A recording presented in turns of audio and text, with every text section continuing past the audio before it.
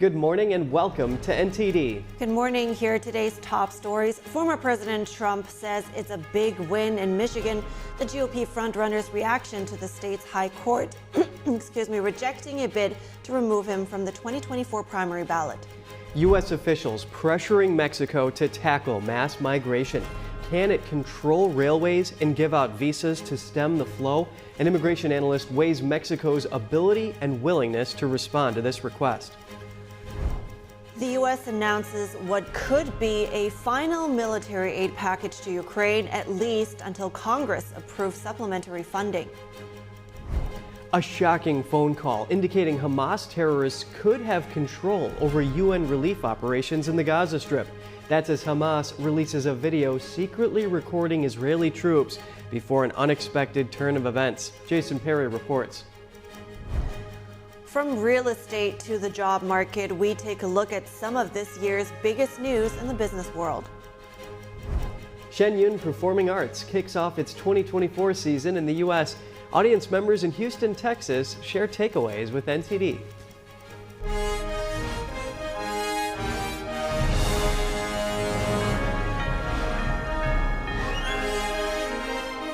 This is NTD Good Morning.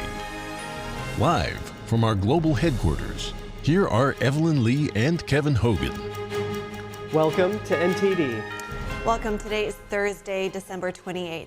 Yes, and you know, Evelyn, with 250,000 encounters approximately in November and those thousands of migrants going through that caravan in Mexico, immigration could be the key issue in 2024. Right, and it seems like Americans are not happy with that because Pew Research showed that only a quarter of Americans say the government is handling the situation well. Right, and that pressure that we see with Blinken down in Mexico, that brings us to our top news. Exactly, because pressures at the southern border continue.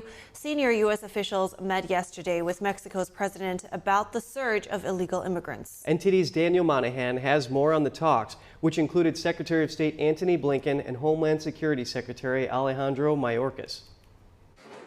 Both sides in the talks face pressure to reach an agreement after past steps failed to stop the influx. As many as 10,000 illegal migrants a day have been encountered at the southern border this month. Mexican President López Obrador has said he is willing to help limit the surge, but wants progress in U.S. relations with Cuba and Venezuela, two top sources of illegal immigrants. Blinken wrote on X after the meeting that the U.S. is committed to partnering with Mexico to address shared challenges, including managing the unprecedented irregular migration in the region, reopening key ports of entry, and combating illicit fentanyl and other synthetic drugs. Back up north, city mayors discussed the illegal immigrant crisis in a virtual meeting. New York City Mayor Eric Adams issued an executive order Wednesday to deal with the emergency, requiring charter bus companies transporting migrants to give a 32-hour notice and arrive only between 8:30 a.m. and 12 p.m. Monday through Friday. We cannot allow buses with people needing our help to arrive without warning at any hour of day and night. Chicago Mayor Brandon Johnson blamed the crisis on Texas Governor Greg Abbott. The reckless and, quite frankly, the unsafe behavior of the governor of Texas has caused a great deal of trepidation, to say the least. As the talks took place, the march of migrants to the U.S. continued. This Venezuelan migrant says he gave everything he had to keep up, saying being at the back of the pack is dangerous. I had to move forward, always asking God for help to strengthen me. Mexico says it has assigned over 32,000 military troops and National Guard officers to enforce immigration laws. But officers made no attempt Tuesday to stop a caravan of about 6,000 migrants from walking through Mexico's main inland immigration inspection point near the Guatemala border. Daniel Monahan, NTD News. And as U.S. officials put pressure on their Mexican counterparts to drive down migration via relocation, railway control, and visas, we see how much of an impact this can have with Mark Krikorian, the executive director of the Center for Immigration Studies. Let's see if we have Mark there. Great to see you, Mark. Thank you so much for coming on and weighing in on this. How effective can Mexico be in stemming illegal immigration to the U.S.? Mexico can help. Their actions can make a big difference. The problem is the reason for this flow is our administration's policies of releasing people when they're let across the border. So there's a kind of magnet, and there's only so much Mexico can do if we are essentially undermining its own efforts. Because even though the Secretary of State and the Homeland Security Secretary, when they were down there, said, we need to work together to stop this, the reason this flow is happening is the Biden administration's catch and release policies, where most of the people who turn themselves in or are caught are simply let go. If that's the case, people are going to keep trying no matter what Mexico does. So as Vice President Harris supposedly was, in charge of addressing the root causes of this flow of people, the root cause is this administration's policy of releasing these people into the U.S. Until that changes, there's only so much Mexico can do. And frankly, why would Mexico help us if we're not taking the steps necessary to control our own border first? I see what you mean. If there is an incentive and an ability for migrants to come to the United States, then they will, if they think that they can pass through the southern border. But so we've established that there needs to be something that happens on the U.S. side. But why isn't Mexico already doing the steps taken to eliminate the mass migration here that we're seeing? Because they're essentially trying to extract some kind of concessions from us. When under the Trump administration, we applied pressure to Mexico, made threats about applying tariffs to their trade, which is very important to them, exports to the U.S., and it's important to us too, but it's more important to them. Under this administration, the Biden administration has made clear that they are the weaker party. They are not willing to use the leverage they have. And so Mexico, which is its own country and has its own interests, is using the leverage that essentially we have given them. And the migrants aren't staying in Mexico for the most part. So as long as they keep going, as long as this administration lets them in, Mexico is not going to take the serious steps that it would need to take to make a difference here. So why wouldn't they use their leverage against us? They don't have the same interests as we do. They're their own country. And the president of Mexico's job is to pursue Mexico's national interests. So why wouldn't they try to extract concessions from us in order, in exchange for doing something to help us? Okay. And so, Mark, in addition to that, I want to point out that according to a study, about 2/3 of Americans believe that Mexico and the United States should work together to stem the flow. So does Mexico actually have the wherewithal to carry out these rail controls and these visa provisions to stem this mass migration?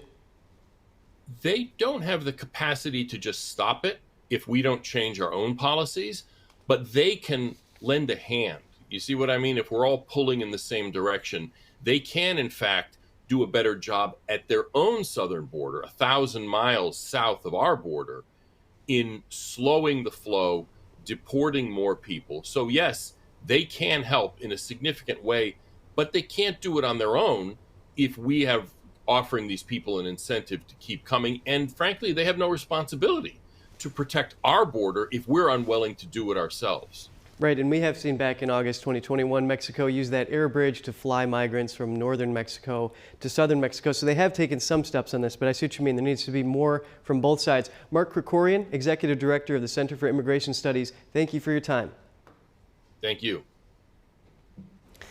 A win for former President Trump as the Michigan Supreme Court keeps him on the ballot in the key battleground state. At the same time, Special Counsel Jack Smith aims to narrow Trump's defense in the January 6th case. Here's NTD's Melina Weiskup with the update. Special Counsel Jack Smith is trying to limit evidence and arguments that Trump can make before the jury in his federal trial related to the January 6th related case. Prosecutors claim that Trump has tried to spread irrelevant disinformation and will try to politicize the trial. Specifically, Smith is concerned that Trump will distract the jury by making claims of political prosecution. such as raising the question as to whether or not this legal case against Trump was launched in coordination with the Biden administration, or the question of whether or not there were undercover agents present at the Capitol on January 6th, or questions of alleged foreign interference in the 2020 presidential election. All of these topics, Jack Smith wants to be off limits at that trial, which is what he's asking of the D.C. judge. Meanwhile, proceedings in this case are currently on hold because of an appeal over the question of whether or not presidential immunity applies in this case. Meanwhile, Michigan's Supreme Court today did rule that Trump can stay on the ballot in that state, rejecting an appeal to try to disqualify him. Michigan's court stated that they would not review the question as to whether or not Trump should be disqualified based on accusations that he incited an insurrection. This is the exact opposite from that Colorado ruling, which will likely go to the Supreme Court. We can expect to see several other rulings on this issue coming out over the coming weeks and months, as there are challenges to Trump's candidacy in several other states. Reporting in Washington, D.C., Melina Weiskup, NTD News. The GOP frontrunner commended the court's decision to reject the disqualification attempt. He says it was very expected and called it a big win in Michigan in an interview with Just the News yesterday.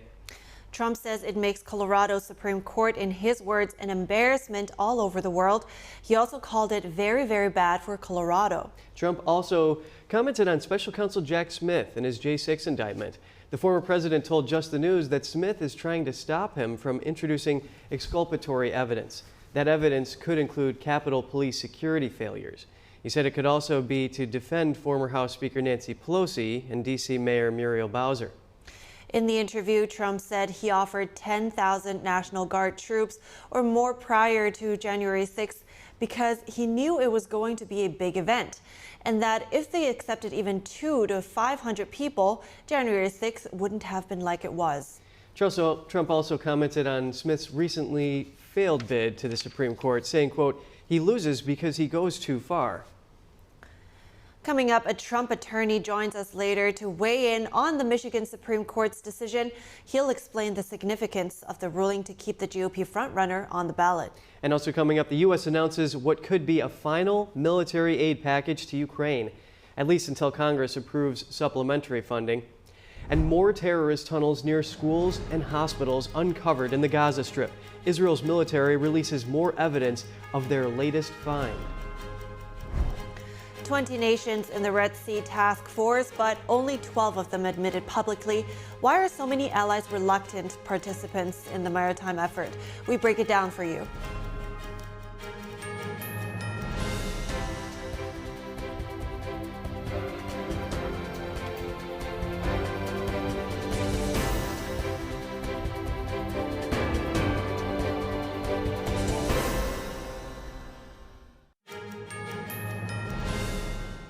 Good to have you back. The U.S. announced yesterday what officials say could be the final package of military aid to Ukraine.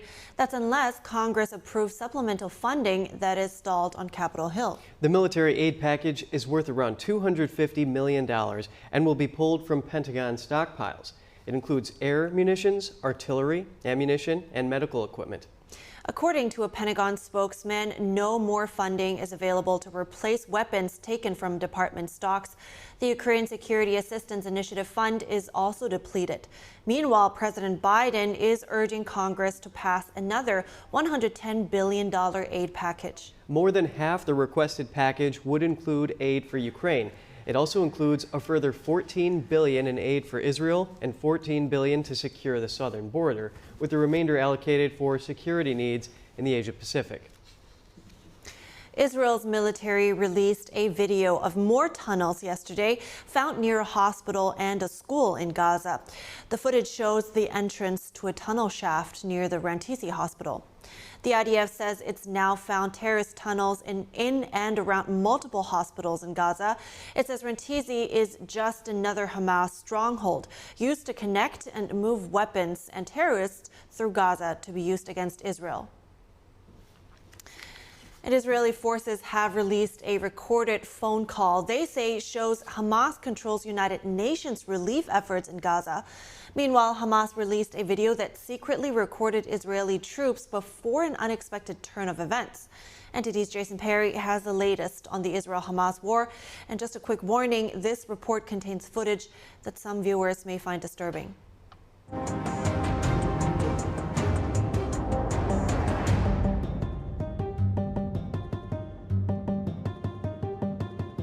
On Wednesday, Hamas terrorists released a video of what appears to be Israeli troops recovering the body of a deceased soldier while other troops were standing guard.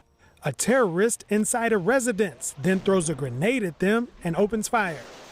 Hamas also released footage of another terrorist inside a residence, firing an explosive at an apparent Israeli tank. Hamas terrorists not only control the Gaza Strip, but according to a recorded phone call released by the IDF on Wednesday, Hamas also controls the United Nations Relief and Works Agency, or UNRWA. In the phone call, a Gazan resident explains that from the day Hamas rose to power, they took control of everything. حماس حاطه ايدها على كل حاجه عشان تبقوا انتم فاهمين.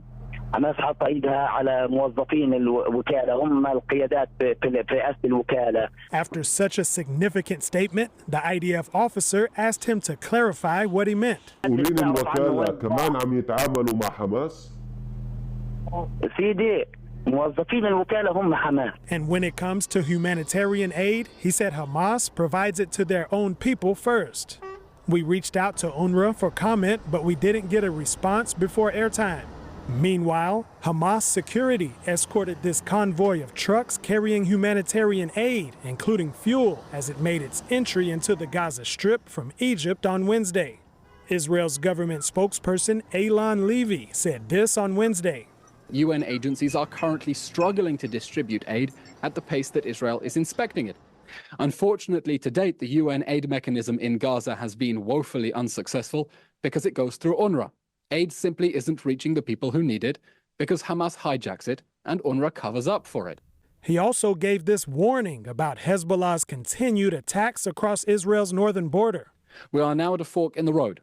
Either Hezbollah backs off from the Israeli border in line with UN Resolution 1701 from 2006, or we will push it away ourselves. Levy's comments come just a day after Hezbollah terrorists in Lebanon fired an anti-tank missile at a church in northern Israel. The attack injured 2 Israeli Christians, according to the IDF. Then, when Israeli troops responded to the injured, Hezbollah fired another missile at the church, injuring 9 Israeli soldiers. Just after the attack on Tuesday, the IDF spokesperson accused Hezbollah of trying to drag Lebanon into the war Hamas had started. He said that if the attacks continue, Hezbollah will bear the consequences and responsibility of an unnecessary war, and it could bring unwanted destruction to the people of Lebanon. Jason Perry, NTD News. President Biden hoped to present a strong multinational response to Yemen's Houthi attacks on Red Sea shipping with a new maritime force. Now, many allies don't want to be associated with it publicly or at all. 2 allies, Italy and Spain, made statements appearing to distance themselves from the maritime force. The Pentagon says the force has more than 20 nations safeguarding billions of dollars worth of commerce, but Reuters reports that nearly half of those countries have not come forward to acknowledge their contributions. Those contributions can range from sending warships to merely sending a staff officer. Public anger over Israel's Gaza offensive explains some of the reluctance by political leaders. A recent YouGov poll found majorities of Western Europeans, especially Spain and Italy, think Israel should stop military action in Gaza. Israel says it won't halt fighting until all hostages are freed and Hamas is completely destroyed. Pro-Palestinian demonstrators blocked morning traffic yesterday around LA International Airport and New York's JFK International Airport. The demonstrations ended with dozens of arrests. The Los Angeles Police Department said protesters threw a police officer to the ground and attacked uninvolved people in their vehicles. Port Authority Police Department in New York said 26 people were arrested for disorderly conduct and impeding traffic. That was during a protest along an expressway inside JFK Airport. NYPD plans on having a large presence on hand during the new Times Square New Year's celebration. Mayor Eric Adams says he's sure that pro-Palestinian protesters will try to interrupt the event. The Federal Trade Commission said yesterday it filed a lawsuit against the largest Christian university in the nation. The FTC accused Grand Canyon University of deceptive advertising, illegal telemarketing, and misrepresenting the school as a nonprofit. The FTC says the school deceived prospective doctoral students about the cost and course requirements of its doctoral programs, among other things. The lawsuit follows a nearly $38 million fine on the university in October by the Education Department for also misrepresenting the costs of its doctoral programs. The Education Department says fewer than 2% of doctoral graduates completed their program within the advertised cost. Grand Canyon University President Brian Mueller said at the time that the Biden administration was unfairly targeting the university. And we're turning to some in-depth analysis of the Michigan Supreme Court's ruling that allows Trump to stay on the ballot. And we're bringing in Will Scharf, a former federal prosecutor and attorney for President Trump. Thank you so much for your time today. Will, how significant is this ruling? We think the Michigan Supreme Court got it right here, the same way that every single other court to address this issue, other than the Colorado Supreme Court has. The idea that President Trump should be held off the ballot because of a wildly flawed interpretation of the 14th Amendment is frankly un-American. I think it calls into question our constitutional system of governance, our system of elections. I am hopeful that the Supreme Court in the coming days will interfere in what the Colorado Supreme Court attempted to do. Will stay that terrible judgment and will ultimately rule the right way that President Trump has every right to be on the ballot, and I believe he will be on the ballot in November 2024. Well, numerous politicians and analysts share your view and say that in Colorado, voters were disenfranchised given that they can't even write in Trump's name on their ballot there. But what were the procedural grounds on which the Supreme Court in Michigan decided to reject this challenge? The Michigan Supreme Court essentially said that the case was not ripe for its review at this time. In doing so, it allowed a lower court judgment that allowed President Trump to remain on the ballot to stay in effect. The Michigan Supreme Court essentially punted, said that it did not want to wade into this issue, that it didn't see a need for it to wade into this issue. And I think that was the right decision for the Michigan Supreme Court. Right, and Will, as we know, the Michigan Supreme Court decided not even to go into whether or not Trump engaged in insurrection, just dropped it on those procedural grounds. Do you think it's likely that the U.S. Supreme Court will rule once and for all these state court battles? Yeah, I think the Supreme Court has to wade in here. When you have left-wing dark money nonprofits like Crew that have seeded this litigation in so many different states, you're going to end up having a conflict of jurisdictions the way that we now have with Colorado versus all of these other courts that have ruled the other way. I think the U.S. Supreme Court has to get involved. I think they will get involved. And in light of the strength of President Trump and the Republican Party's arguments for why he should remain on the ballot, I don't think it will be a particularly close case at the Supreme Court. Will, what is the risk of having state courts decide who citizens can vote for? Well, I think part of the problem with the Colorado decision in particular is state courts deciding without even a modicum of due process. That in that case, you had President Trump was forced through a truncated administrative proceeding as opposed to a full trial. I mean, the argument here is that President Trump should not be allowed on the ballot because he's guilty of insurrection. But I would remind you that President Trump has never been even indicted of insurrection, much less convicted of a crime like that. The only time he's ever been subjected to true adversarial legal process on even related charges was his second impeachment, where he was acquitted by the Senate. So the idea that he should be held off the ballot for a crime that he quite simply has never been even alleged to have committed, much less proven to have committed, it smacks of unfairness. It strikes to the heart of due process. It's certainly not the constitutional design as set out in the 14th Amendment. And that's why I think the Supreme Court will side with all the courts in the country other than Colorado on this issue. Right, and Trump has never been indicted of insurrection in any jurisdiction, as we know. And of course, peacefully and patriotically, that quote from Trump on January 6th was omitted from the indictment in the election and J6 case. So, Will Scharf, former federal prosecutor and attorney for President Trump, thank you for coming on the show. Thanks so much for having me. Have a great day. The Colorado Republican Party is fighting to keep former President Trump on its March primary ballot. It's asking the U.S. Supreme Court to overturn the state Supreme Court's unprecedented ruling to kick Trump off the 2024 ballot. The Colorado GOP was a party in the Colorado Supreme Court case. Trump has not yet filed his appeal, but is expected to soon. The Colorado judge who presided over the trial granted the state GOP's request to intervene in the case shortly after the lawsuit was filed. The party asked the U.S. Supreme Court to take up the case in its filing yesterday and restore Trump's name onto the Colorado ballot. The state court's pause on the ruling, set to expire January 4th, will now be extended indefinitely until the U.S. High Court announces if it will take up the appeal. If it does, the extension will continue until a final decision is made. Up next, Republicans ramping up the impeachment inquiry into President Joe Biden. They sent a letter to the White House counsel. Find out what they're seeking. 2023 has been an impactful year. With only a couple of days left, we take a look at some of the year's top news stories across the globe for you.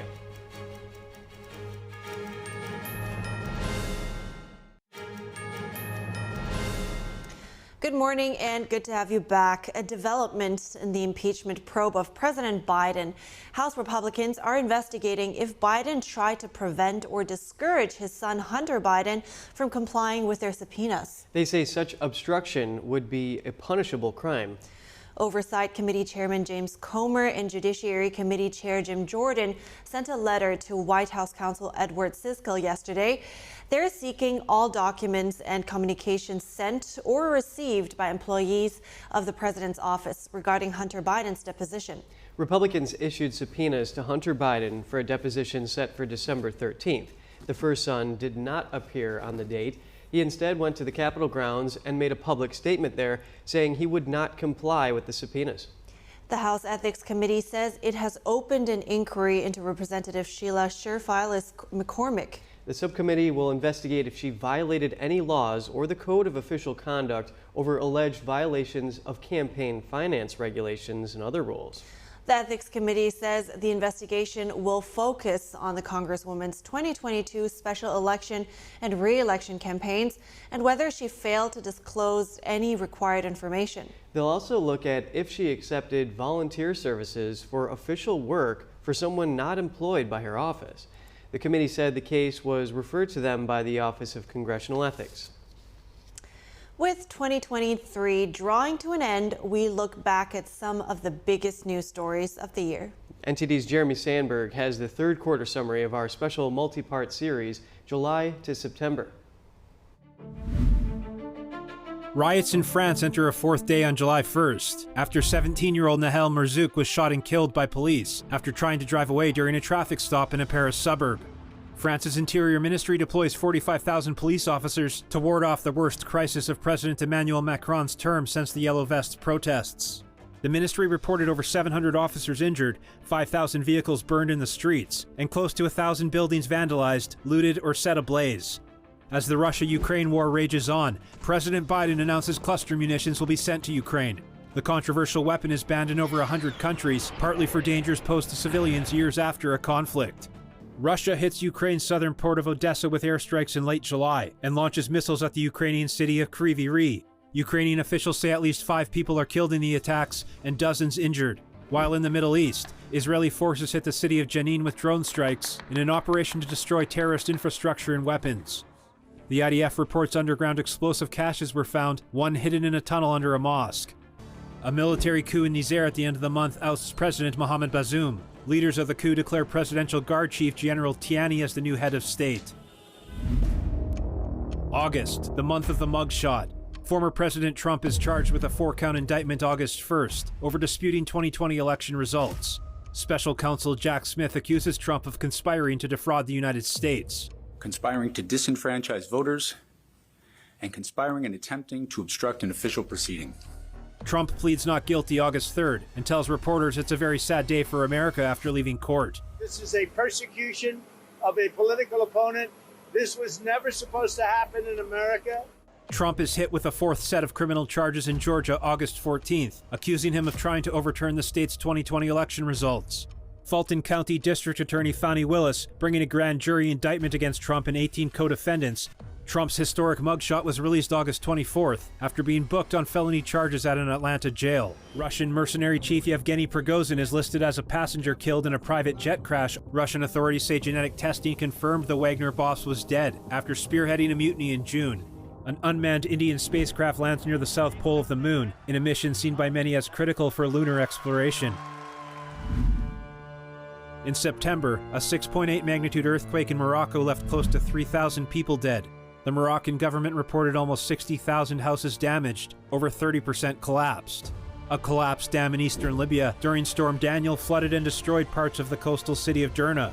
The UN confirmed over 4,000 people died in the disaster and 40,000 displaced. Poland announced it would no longer arm Ukraine, to focus on building up its own stocks of weapons instead. An exodus of over 100,000 Armenians begins after Azerbaijani forces take control of Nagorno-Karabakh. Armenia accuses Azerbaijan of ethnic cleansing. Hundreds of Armenian protesters took to the streets and called for their prime minister's resignation after Armenian forces surrendered the region. Jeremy Sandberg, NTD News. Yeah, the Georgia mugshot, hard to forget. Big deal, yeah. Trump raised $7 million after that. Yeah, that's right. We have these reviews. Absolutely. So coming up, from the real estate market to job markets, we continue looking at this year's most significant stories in the business world. And more updates on tech. Apple Watch could be back on the shelves, and the cost of your Amazon Prime videos might increase. That and more from the host of NTD Business coming up.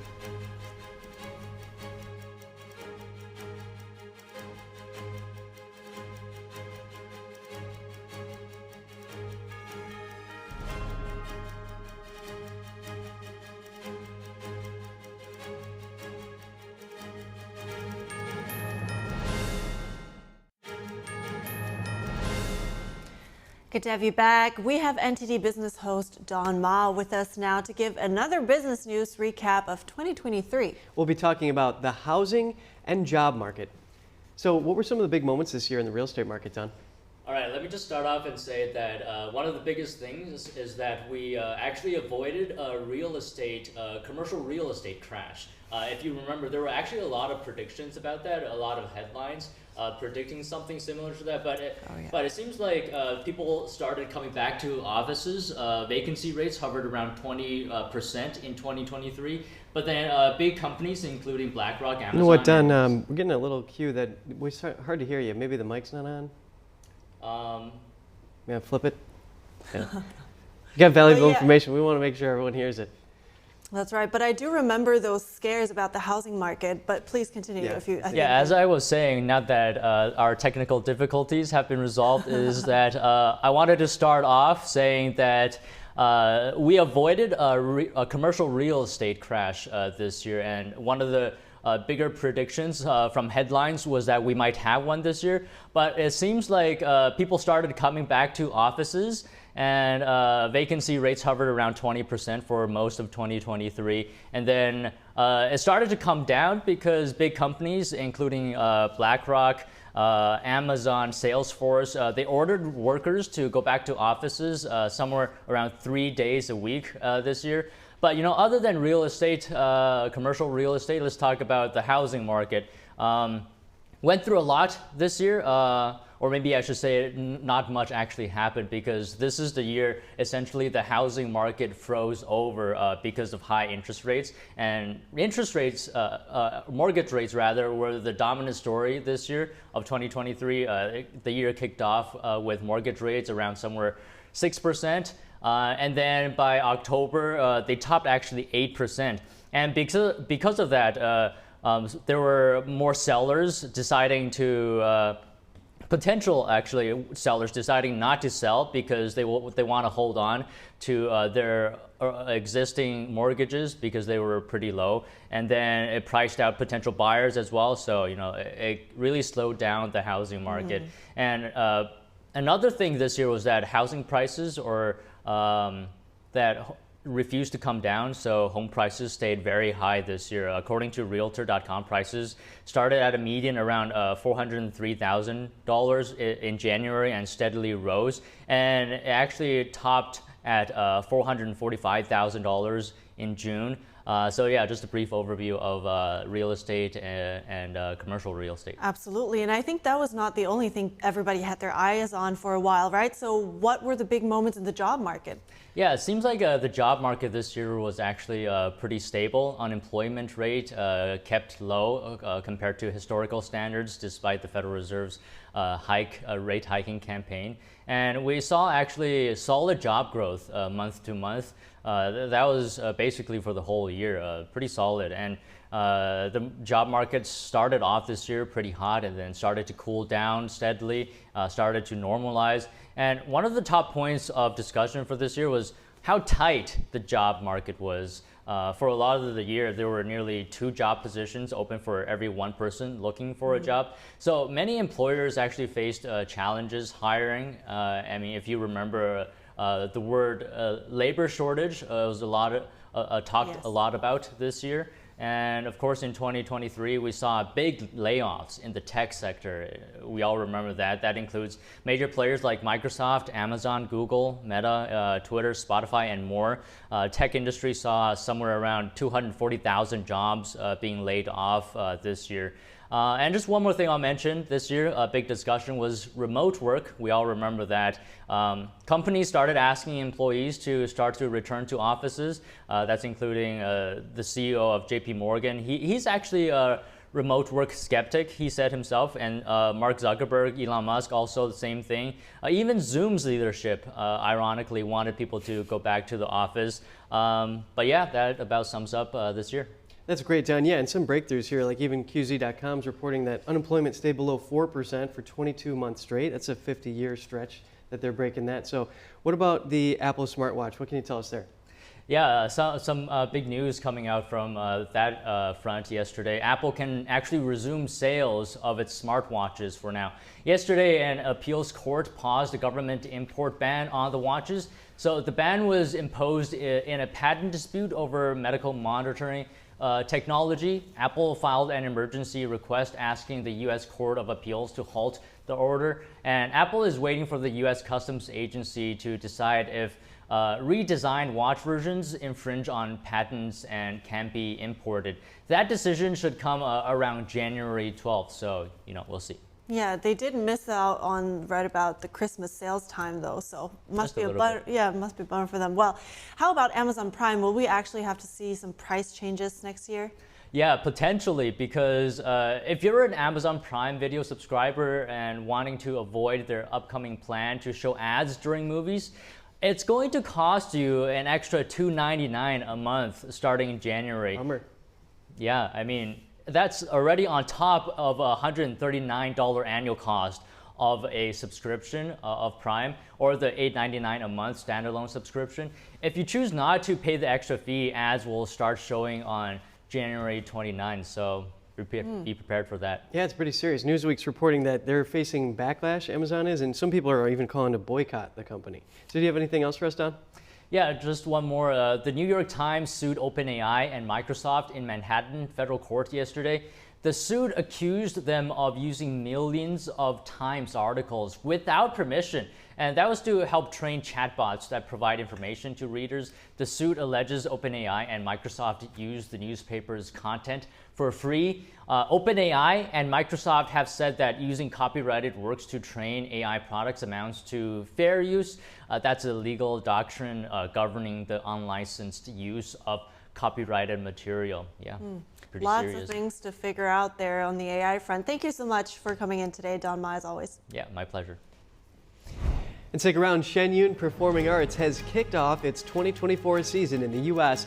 The New York-based classical Chinese dance company is again wowing audiences with a brand new production. We have audiences' reactions in a moment.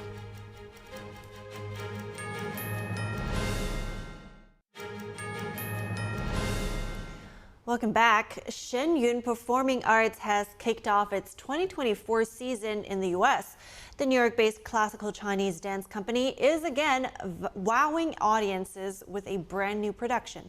Audience members in Houston shared their impressions of the performance with NTD. Here's what they had to say about the experience of seeing Shen Yun. Shen Yun Performing Arts wrapped up its first 3 performances in Houston, Texas on December 27th at the Jones Hall for the Performing Arts. I love it. I love a good technical performance. I also liked how much morality is brought into the performance. It's very elegant and it's different from a lot of the modern companies and things that are going on today, so it's really nice. Professional dancer and model Brooke Ashland says Shen Yun has some of the best techniques she's seen and called it top of the line. I very much felt inspired to leave a better person. Again, back to the morality part, I really liked how much they emphasized kindness and being there for your fellow man and just kind of bringing humanity back into the everyday. And so I felt it was very inspiring, and it was also really nice to see it at Christmas time too. I thought the performance was brilliant. I mean, it was very athletic, but also really motivational and very lyrical. I loved the dancing and the acrobatics, but I also loved the storytelling, the messaging, you know, the sort of message of kindness and thoughtfulness, and also just how important a story is. You know, like, why do we tell ourselves stories, you know, to figure out who we are and what is good in the world. Shen Yun Performing Arts' stated mission is reviving China's traditional culture before communism. Shen Yun can be translated into English as the beauty of divine beings dancing. The award-winning producer says she thinks it was the way different scenes captured different eras, styles, and feelings that she loved, and that, quote, the sense of preserving culture was very sincere and powerful. And we're not only learning about Chinese culture, but getting a sense that we're becoming part of it by participating in this event, you know, and being part of helping to maintain that line of history and pulling that story together. For me, coming from a different culture and coming over here today, I learned something new. I learned a history about a culture. I learned about what you see on the TV and what you see over here in the plays are different things. So it was really, you know, informational, educational, and also peaceful for me. I felt like I'm leaving in a really good mood. And just the sense of people pulling together to make something beautiful, and that just, you know, beauty itself is an important goal and an important, yeah. And I think the other thing was just a sense of good in the world. I think we've become so divisive, and the show really was a really beautiful reminder to treat each other better. It was very energetic. Performers were really good. I would definitely come back and see it again. It was really nice. I just feel very uplifted and inspired to go forth being better. NTD News, Houston, Texas.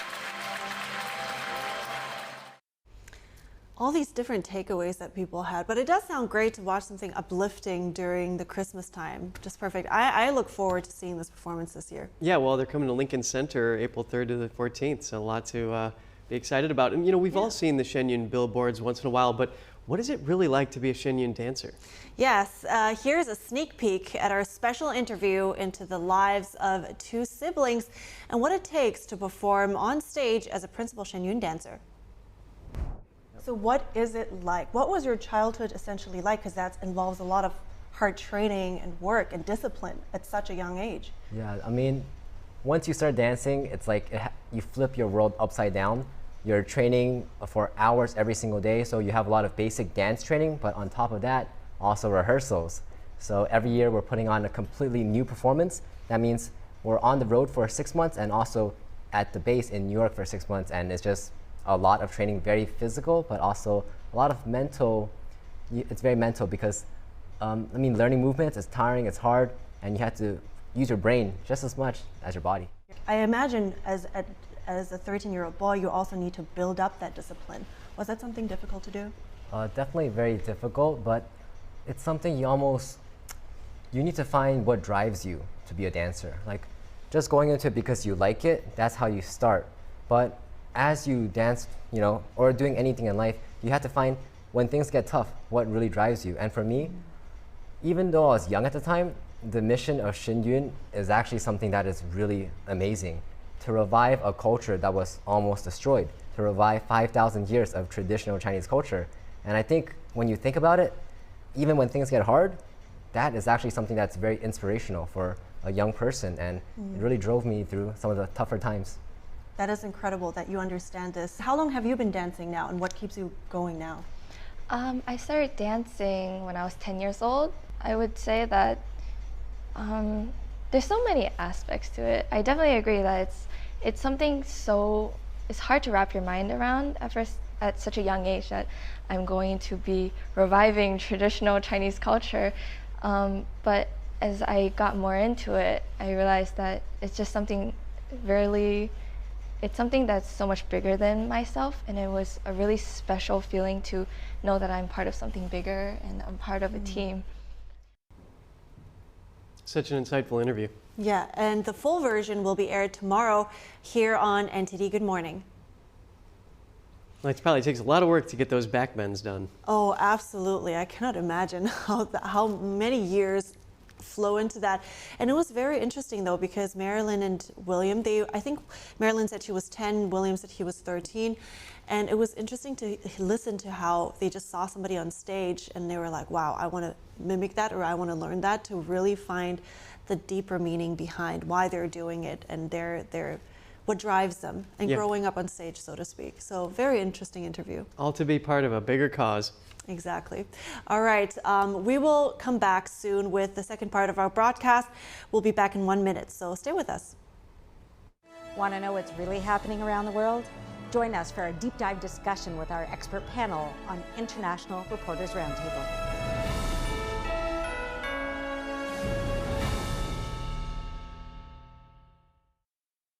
NTD News, the fastest growing independent news source in America, bringing you breaking news from around the world.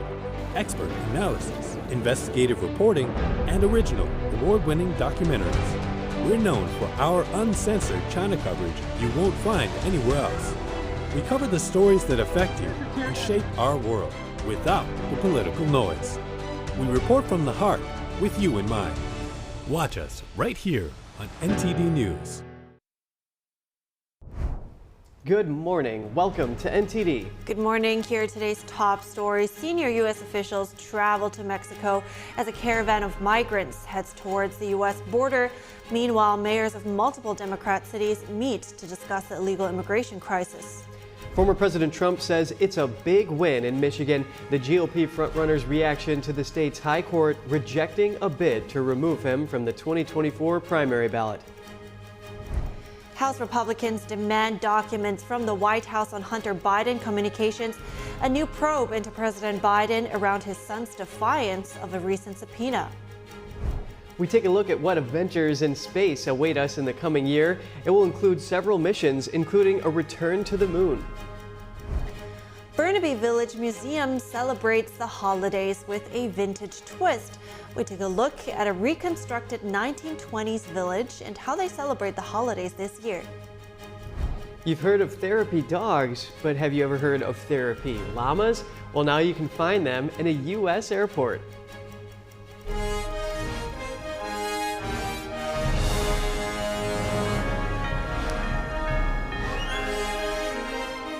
This is NTD Good Morning. Live from our global headquarters, here are Evelyn Lee and Kevin Hogan. Welcome to NTD.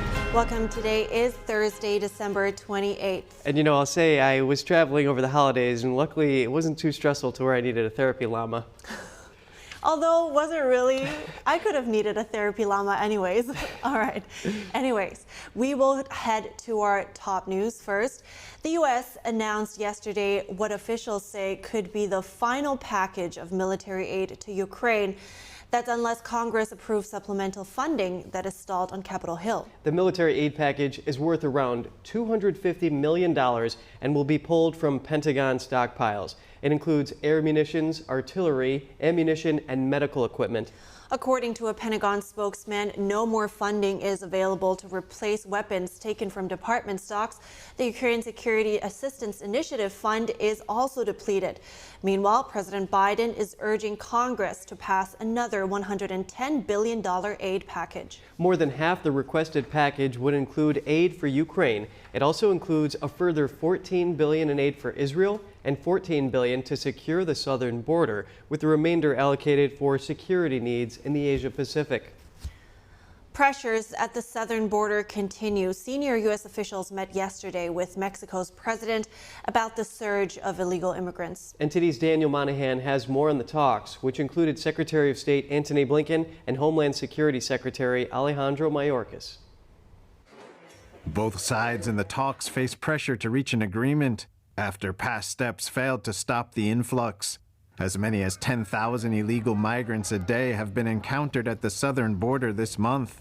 Mexican President López Obrador has said he is willing to help limit the surge, but wants progress in U.S. relations with Cuba and Venezuela, two top sources of illegal immigrants.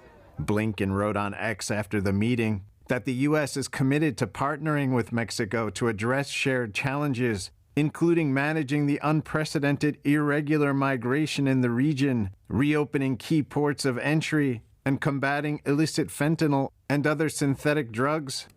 Back up north, city mayors discussed the illegal immigrant crisis in a virtual meeting. New York City Mayor Eric Adams issued an executive order Wednesday to deal with the emergency, requiring charter bus companies transporting migrants to give a 32-hour notice and arrive only between 8:30 a.m. and 12 p.m. Monday through Friday. We cannot allow buses with people needing our help to arrive without warning at any hour of day and night. Chicago Mayor Brandon Johnson blamed the crisis on Texas Governor Greg Abbott. The reckless and, quite frankly, the unsafe behavior of the governor of Texas has caused a great deal of trepidation, to say the least. As the talks took place, the march of migrants to the U.S. continued. This Venezuelan migrant says he gave everything he had to keep up, saying being at the back of the pack is dangerous. I had to move forward, always asking God for help to strengthen me. Mexico says it has assigned over 32,000 military troops and National Guard officers to enforce immigration laws. But officers made no attempt Tuesday to stop a caravan of about 6,000 migrants from walking through Mexico's main inland immigration inspection point near the Guatemala border. Daniel Monahan, NTD News. And for more insights, let's bring in Laura Reese. She's the director of the Heritage Foundation's Border Security and Immigration Center. It's good to see you this morning, Laura. First, I want to talk about the meeting. What exactly is it that the U.S. wanted from Mexico, was asking from Mexico, and what is it that Mexico is asking in return? Well, what the U.S. wants is to stem the flow, at least so the numbers are a little bit lower. This is about bad optics for the Biden administration because they've had repeated days of encounters at 10,000 illegal aliens or even higher. And that's historic. More bad records that President Biden has achieved. Also, because CBP, Customs and Border Protection, had to pull agents to deal with the high number of illegal encounters, they shut some of the ports of entry, including railroad crossings. And so those companies and those involved with legitimate trade and travel complained considerably to the governments. And so, again, the U.S. is looking for Mexico's help to lower the flow, not to stop the flow, mind you. Meanwhile, Mexican President López Obrador knows we're headed into an election year and knows this is going to be a big issue for President Biden. So he's looking for more money for Mexico and also Venezuela and for Cuba. And so he's going to extract what he can in exchange for the appearance of tightening down on the flow of illegal immigrants. Right, so you're saying he's obviously using the election, trying to extract things. So what kind of progress or what kind of development do you expect will come out of this meeting? Very little. And what's telling is what Secretaries Blinken and Mayorkas didn't do. They didn't come out and hold a press conference after the meeting. They didn't even put out press statements. They each put out a tweet that could have been written before the meeting. I mean, no information came out. Secretary Blinken said, we're committed to working with our partner. Secretary Mayorkas said it was a productive meeting. I mean, there's no substance, there's no detail. So I don't believe that it was a successful meeting, at least by what little information we have. So again, I think for the Biden administration, this is kind of going through the motions. They want to look like they are going to clamp down on illegal immigration. But really, I mean, they've been at this for 3 years. They could have stopped this long ago, and they haven't. They are still intent on having considerable numbers of illegal immigration come to the U.S. The Biden administration wants a mass amnesty from Congress. And so they're going to be put into a more difficult situation heading the next 12 months, dealing with the election to make it appear like they are enforcing the law a little bit. Right. So, and I want to unpack a little bit. So Mexico was pushing the U.S. and saying that the U.S. should get to the root cause and to improve relationships with Venezuela and Cuba. So can you unpack that a little bit? How effective and or maybe how important would that be in solving this issue?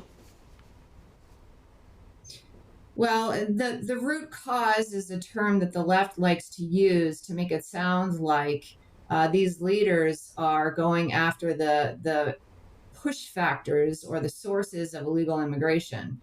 But you cannot ignore the pull factors that attract people to come to the U.S. in the first place, which includes the fact that they are released into the U.S. and that they are able to work, even though the law prohibits illegal aliens from working here.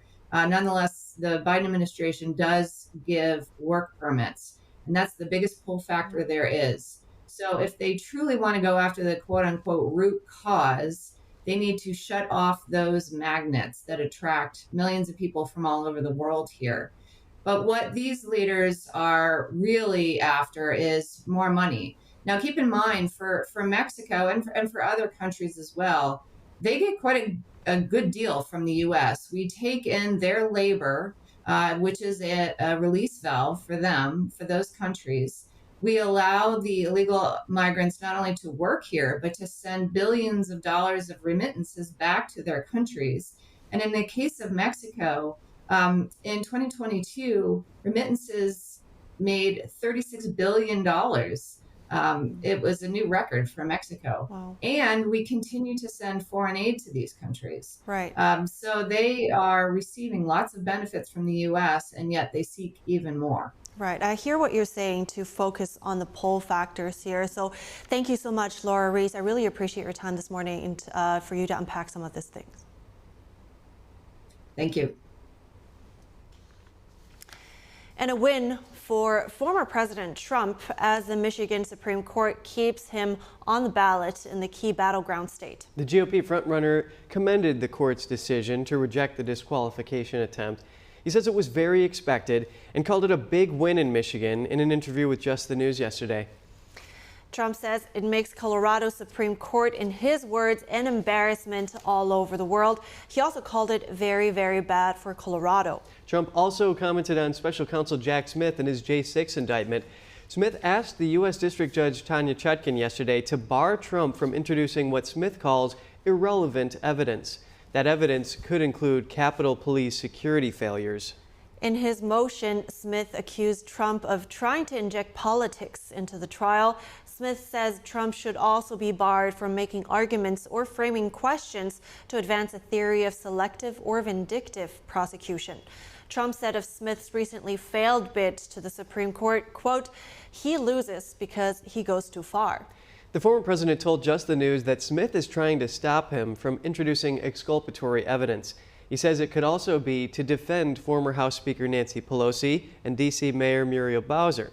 In the interview, Trump said he offered 10,000 National Guard troops or more prior to January 6th because he knew it was going to be a big event, and that if they accepted even 200 to 500 people, January 6th wouldn't have been like it was.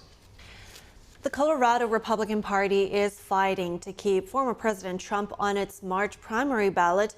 It's asking the U.S. Supreme Court to overturn the state Supreme Court's unprecedented ruling to kick Trump off the 2024 ballot. The Colorado GOP was a party in the Colorado Supreme Court case. Trump has not yet filed his appeal, but is expected to soon. The Colorado judge who presided over the trial granted the state GOP's request to intervene in the case shortly after the lawsuit was filed. The party asked the U.S. Supreme Court to take up the case in its filing yesterday and restore Trump's name onto the Colorado ballot. The state court's pause on the ruling, set to expire January 4th, will now be extended indefinitely until the U.S. High Court announces if it will take up the appeal. If it does, the extension will continue until a final decision is made. And a development in the impeachment probe of President Biden. House Republicans are investigating if Biden tried to prevent or discourage his son, Hunter Biden, from complying with their subpoenas. They say such obstruction would be a punishable crime.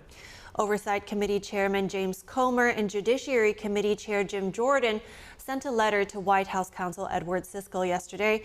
They're seeking all documents and communications sent or received by employees of the president's office regarding Hunter Biden's deposition. Republicans issued subpoenas to Hunter Biden for a deposition set for December 13th.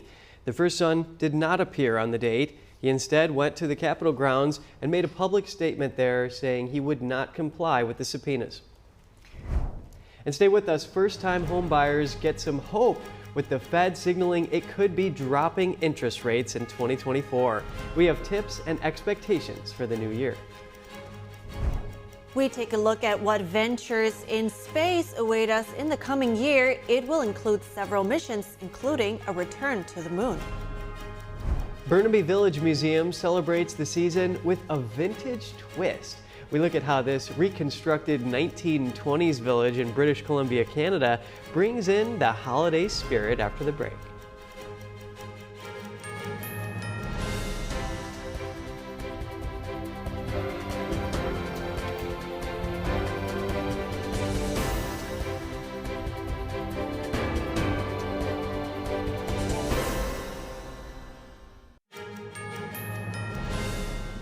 Good to have you back. The Fed appears to be ready to drop interest rates next year, giving first-time homebuyers some hope for 2024. Here's a look at what you can expect and some tips if you're looking to buy.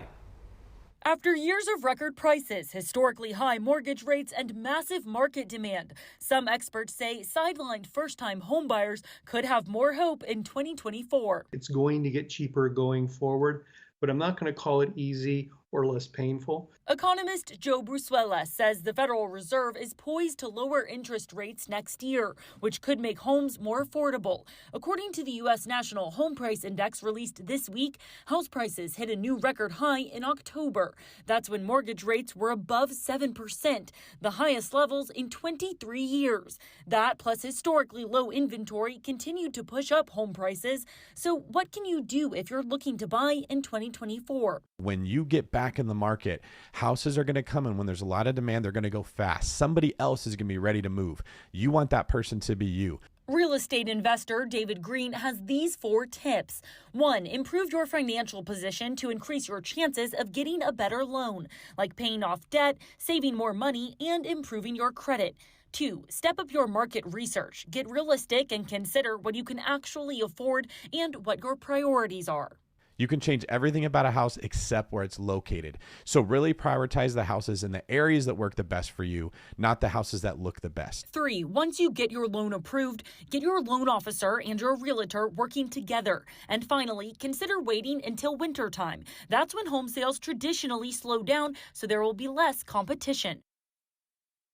2024 is set to be a busy year for space travel. On top of new rocket and spacecraft launches, the upcoming year will also see the first manned lunar mission in over half a century. So let's take a look at what space events we can look forward to in the new year. Here's NTD's Cost Temenes to tell us more.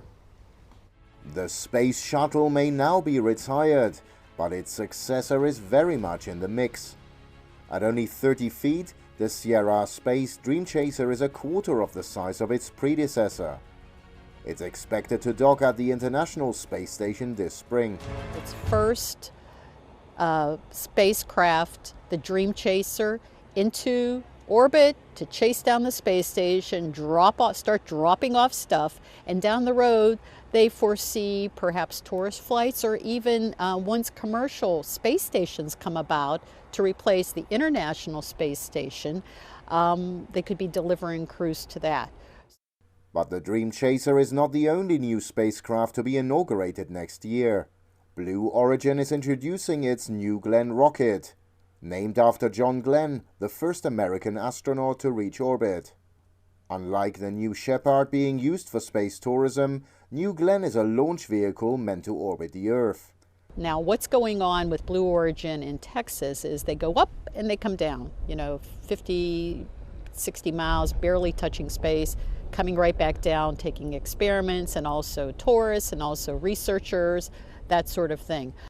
American aircraft giant Boeing is also set to have the first crewed flight test of its reusable Starliner capsule, designed to take astronauts to the International Space Station. It's flown solo without anybody on board to the space station, but it's encountered all sorts of problems. Software issues, mechanical problems, the latest is parachute issues, wiring that was flammable with the tape, all kinds of things. Well, finally everything seems to have gotten taken care of. NASA is expected to launch its Europa Clipper in October, a spacecraft dedicated to the study of the Galilean moon, Europa. Scientists believe an underground ocean lies under Europa's icy shell, which could potentially be conducive to life. The end of 2024 will also see a crewed mission around the moon, called Artemis 2. It follows the unmanned Artemis 1 lunar mission in 2022.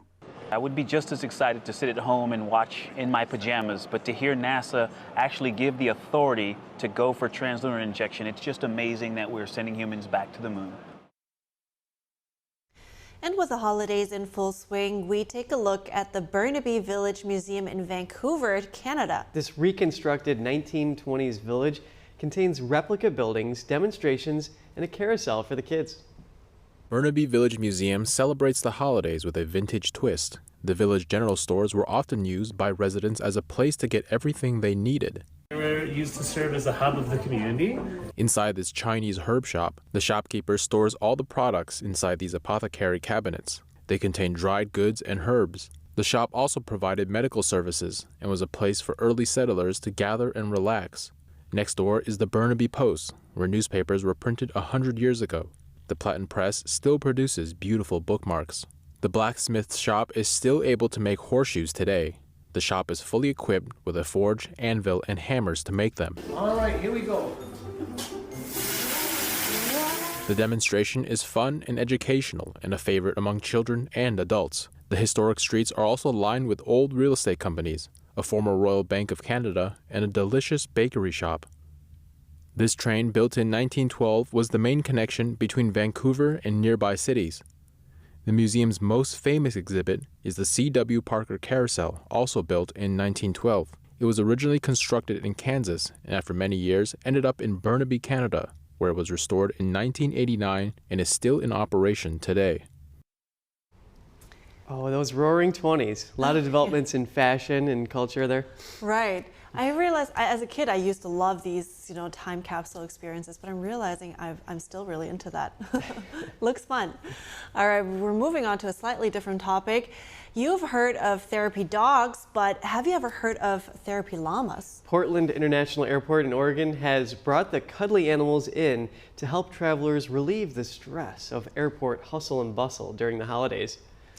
The llamas, named Benny and Prince, roamed the airport terminal to the delight of travelers who could not resist a photo opportunity with the fluffy animals. And a visit to Portland Airport 3 times this December was an opportunity to bring comfort to travelers who needed relief from the hectic holiday rush in a busy airport. Not sure what I would think if I saw a llama in an airport. Maybe something went wrong. But they seem so friendly. This one girl got a kiss from the llama, so they don't seem to spit or anything, luckily. But it seems like they saw maybe what's going on in the Berlin airport and were like, we need to top that. And then they brought in llamas. Really making use of those animals to decompress. which is probably needed. All right, we have to wrap up our show now, but we'll keep you updated with the latest information. So stay tuned for our News Today broadcast at 11 a.m. Eastern Time. Thanks for watching. I'm Evelyn Lee. And I'm Kevin Hogan.